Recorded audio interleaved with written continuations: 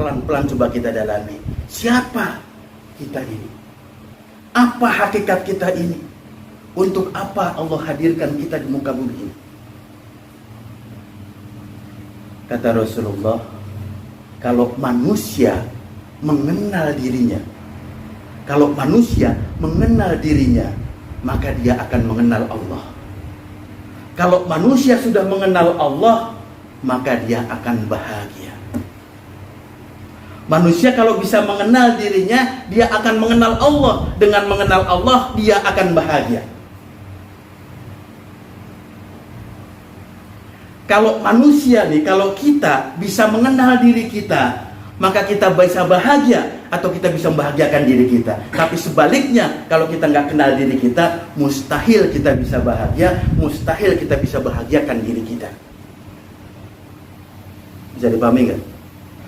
Contoh paling konkret, kita nih kalau kita paham makanan apa yang kita suka. Contoh misalkan, kita sukanya makanan yang manis-manis, nggak suka yang pedas. Terus kalau pakaian, sukanya yang agak tipis-tipis, nggak mau yang tebal karena gerah. Itu yang kita suka. Kita tahu betul diri kita tuh kalau makanan sukanya yang manis, kalau pakaian sukanya yang tipis agar tidak gerah. Maka ketika kita punya rezeki, punya harta, bisa nggak kita bahagiakan diri kita? Bisa, karena kita sudah paham. Kalau makanan yang manis, kalau pakaian yang tipis, maka dibelilah makanan yang manis-manis, pakaian juga yang tidak terlalu tebal. Kita bisa bahagiakan diri kita karena kita paham siapa diri kita. Tapi sebaliknya kalau kita nggak paham diri kita, nggak tahu makanan yang kita suka apa, nggak tahu pakaian yang kita suka apa, nggak tahu keinginan kita maunya seperti apa, bisa nggak bahagiakan diri kita? Mustahil. Maka begitulah, siapa yang mengenal dirinya, dia akan mengenal Allah. Siapa yang mengenal Allah, Allah akan bahagiakan dia. Maka di sini esensinya kita belajar tentang ma'rifatul insan. Siapa kita? Siapa manusia? Maka manusia seperti kita sudah mafhum, banyak karakternya, banyak sifatnya, banyak fitrahnya, banyak tabiatnya. Maka pada kesempatan kali ini kita ulas 3 saja. Tabiat manusia, sifat manusia yang harus kita pahami di sesi ini. Nanti mungkin di sesi berikutnya kita akan pelajari karakter sifat yang lainnya. Sifat yang pertama apa? Laqad khalaqnal insana fi kabad. Sesungguhnya Allah menciptakan manusia itu dalam keadaan kabad. Apa kabad itu? Itu surah apa itu? Laqad khalaqnal insana fi kabad. Itu surat-surat Makkiyah, surat-surat pendek. Hah? Al-Balad. Sungguh kata Allah, aku hadirkan, aku ciptakan, aku lahirkan manusia dalam keadaan susah payah, kabad. Gitu, kata Allah. Jadi kita ini kata Allah nggak punya kekuatan apa-apa. Apa aja serba susah buat kita. Apa aja serba susah. Bahkan dari proses kita dilahirkan, orang tua kita, kita hidup kita, mati kita, semua penuh dengan kesulitan, penuh dengan kesukaran. Ketika orang tua kita melahirkan kita, ibu kita melahirkan kita, taruhannya nyawa. Bisa ibu kita yang mati atau kita anaknya yang mati. Sukar nggak berarti itu? Sukar. Maka hadis Rasul mengatakan, ke orang wanita melahirkan anaknya lalu dia mati karena melahirkan, syahid dia. Jadi proses awal kita dilahirkan, orang tua kita berat, susah, sukar dia. Lalu ketika kita sudah dihidupkan oleh Allah untuk cari makan, untuk sekolah, untuk kerja, untuk bisnis, gampang atau berat kira-kira? Berat. Maka tidak sedikit orang ketika bicara masalah makanan, minuman, rizki, harta, yang haram dia tempuh. Karena apa? Sulit mendapatkan yang halal. Berita media massa udah pelajaran buat kita, ya kan? Dari level apa saja orang sudah bermasalah semua. Karena memang hidup ini susah, berat, sukar. Bahkan sampai kita mau dimatikan oleh Allah, berat kita merasakannya. Pertama berat sakaratul mautnya, kedua berat menahan iman kita, menjaga iman kita. Berapa banyak orang ketika hidup dia beriman, tapi ketika mati dalam keadaan kafir. berat. Bahkan kata Rasulullah, berapa banyak orang nanti ketika paginya beriman, siangnya dia kafir. Atau siangnya dia beriman, malamnya dia kafir. Dia berbuat syirik, pindah ke kafiran tanpa dia sadari. Inilah zaman sekarang. Jadi berat kita menahan iman kita, menjaga kita, memelihara iman kita, berat. Jadi dari mulai lahir, hidup, bahkan mati kita penuh dengan kesukaran, penuh dengan kesulitan, berat menjalankan hidup ini.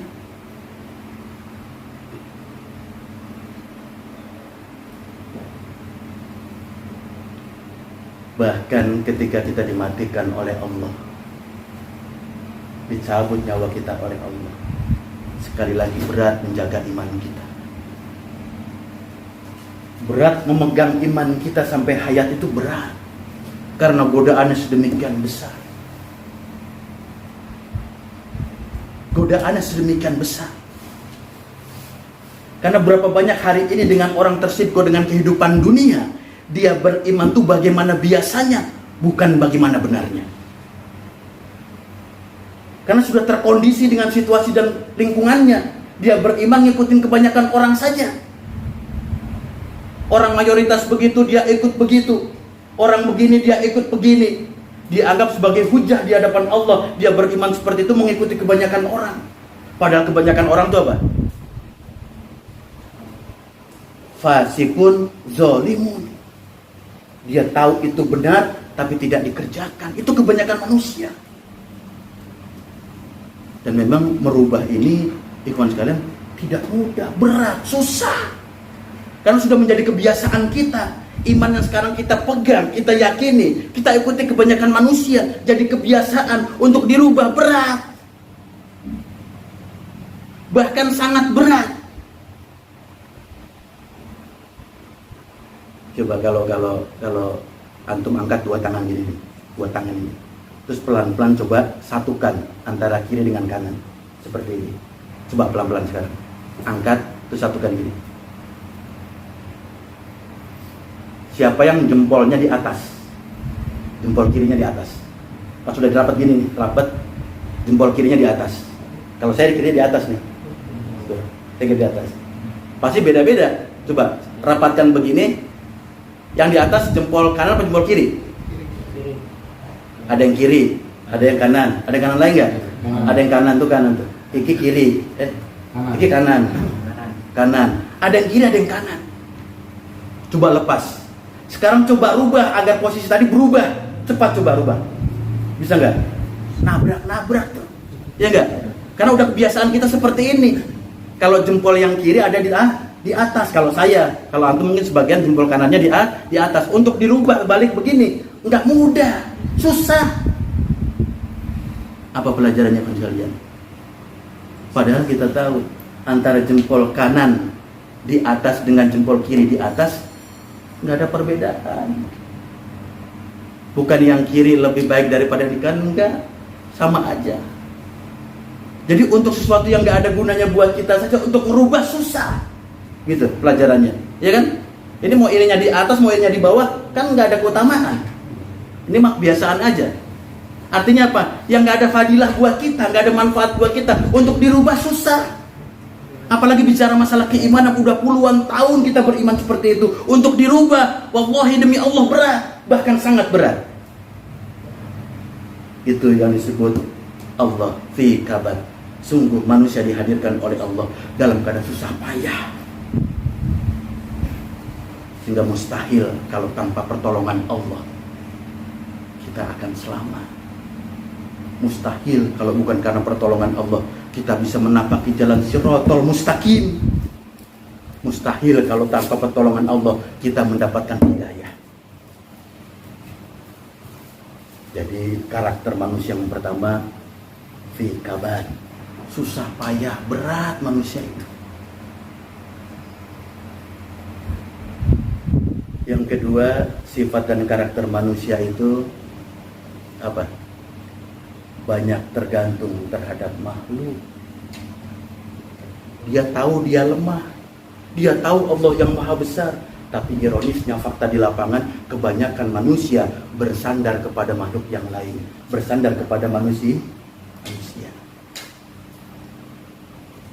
Padahal kita sehari 5 kali, 17 kesempatan kita berkata, kita melafazkan iyyaka na'budu wa iyyaka nasta'in. Kita berjanji kepada Allah, hanya kepadamu Allah aku minta pertolongan, hanya kepadamu Allah aku mendanarkan segala urusanku. Janji kita tuh.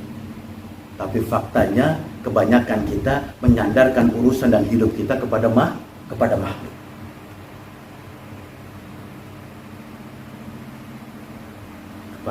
Padahal makhluk itu, manusia itu tabiatnya apa? Jahil, bodoh manusia itu. Kedua, bakhil, kikir manusia itu. Tiga, manusia itu tabiatnya zalim, suka menyakiti orang lain. Yang seperti ini kita jadikan harapan buat kita, kita jadikan sandaran buat kita. Celaka nggak kira-kira?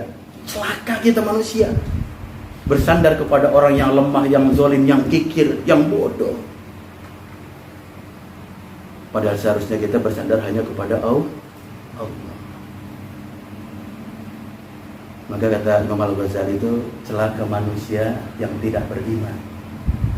Celaka manusia yang sudah beriman tidak beramal. Celaka manusia sudah beramal tidak berilmu. Celaka orang yang sudah berilmu tidak ikhlas. Ikhlas itu menyandarkan segala urusan hanya kepada Allah. Jadi iman kita akan sia-sia kalau bersandar kepada makhluk. Amal kita akan sia-sia kalau bersandar kepada makhluk. Ilmu kita pun sia-sia kalau bersandar kepada makhluk. Karena segala urusan kita hanya kita sandarkan kepada Allah. Berapa banyak hari ini orang beriman, dia sandarkan imannya kepada gurunya, kepada kelompoknya, kepada harokahnya, tanpa dia pikir, benarkah iman ini? Benarkah beriman cara seperti ini? Jadi berapa banyak orang hari ini kritis untuk urusan dunia, tidak pernah kritis untuk urusan akhirat.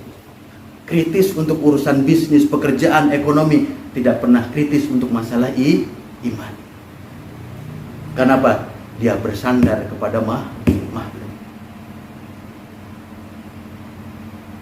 Jadi pertama, sifat manusia, karakter manusia itu berat, susah, sukar dalam menjalankan kehidupan ini. Yang kedua, faktanya manusia memang bersandar bukan kepada Allah, dia bersandar kepada makhluk, kepada manusia. Yang ketiga, ternyata manusia ketika diberikan usia oleh Allah, diberikan umur oleh Allah, diberikan waktu oleh Allah, aktivitas yang dia kerjakan, pekerjaan yang dia tunaikan, amal yang dia kerjakan, mayoritas amal dan kerja yang sia-sia.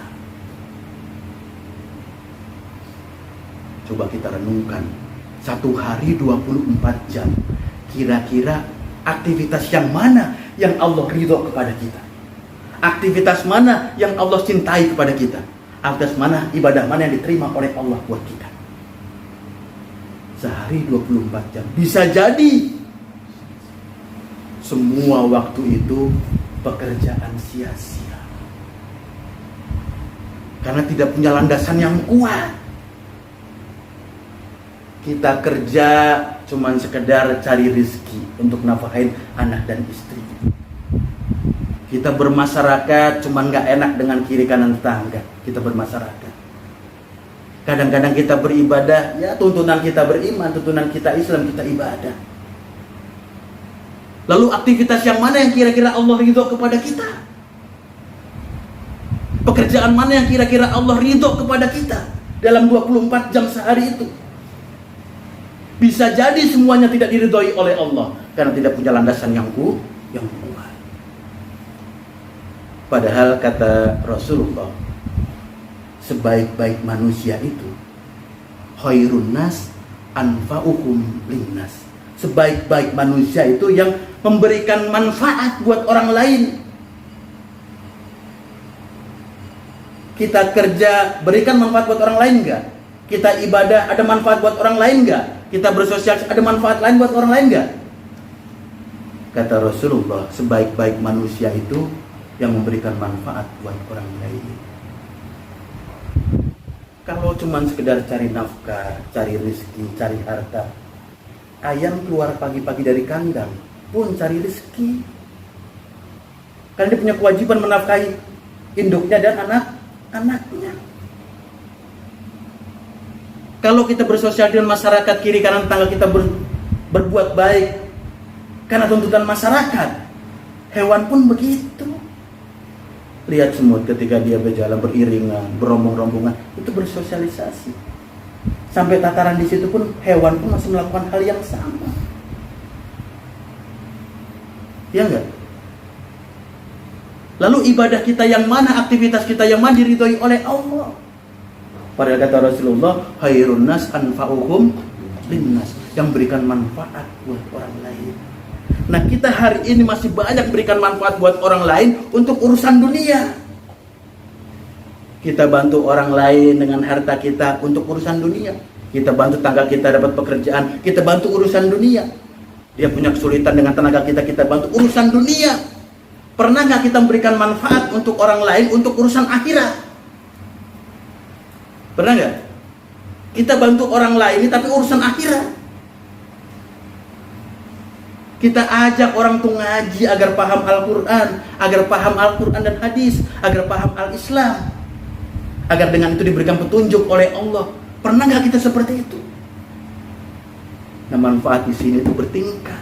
Kalau cuma manfaat dunia, makhluk yang lain pun berikan manfaat dunia. Kita ini tuntut oleh Allah berikan manfaat akhirat. Ajak orang untuk ngaji, kenalkan tentang Al-Quran, kenalkan tentang Islam, komitmen sama-sama menjalankan Islam. Itulah manfaat akhirat. Dan ini yang harus kita kejar, bukan sekedar manfaat dunia. Jadi kalau kata Rasul, sebaik-baik manusia, semulia-mulia manusia, yang banyak berikan manfaat buat manusia lain. Antum tahu nggak seburuk-buruk manusia siapa kira-kira? Kalau sebaik-baik manusia memberikan manfaat buat orang lain, seburuk-buruk manusia siapa kira-kira?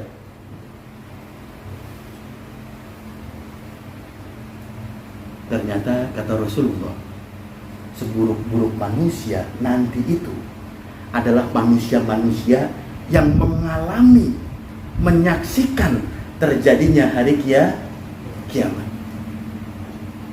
Karena kata Rasulullah, tidak akan pernah datang hari kiamat sampai di dunia ini yang tersisa hanya orang-orang yang buruk. Karena apa? Karena orang-orang baiknya telah diwafatkan terlebih dahulu oleh Allah. Orang-orang solehnya telah diangkat terlebih dahulu oleh Allah. Sehingga pada saat itu tersisa ada orang-orang buruk, orang-orang jahat pada saat itu. Kenapa mereka seburuk-buruk manusia pada saat itu? Karena andai kata mereka tobat pun pada saat itu, tobatnya tidak diterima oleh Allah. Karena bagaimana mungkin sudah kiamat dia tobat? Sampai dia tobat, dia sadar, dia paham, lalu dia tobat pun Allah sudah tidak terima lagi. Karena ini seburuk-buruk manusia. Dan kata Rasulullah, ciri utama mereka itu adalah orang-orang yang apa? Yang tidak paham kebenaran dan tidak mau tahu tentang kebenaran.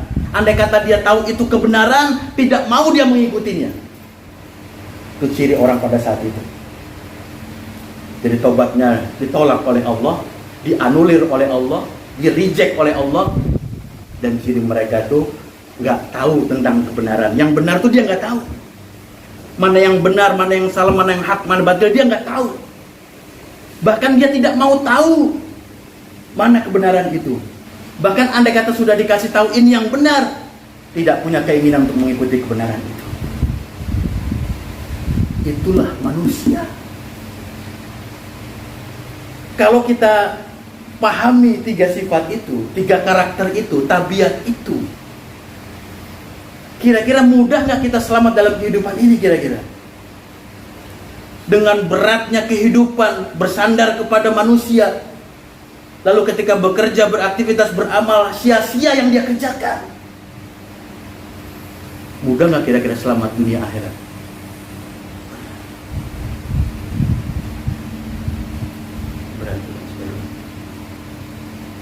Maka coba kita teruskan. Itu tadi karakter, tabiat, sifat dari manusia. Lalu apa hakikatnya Allah hadirkan kita? Untuk apa Allah ciptakan kita?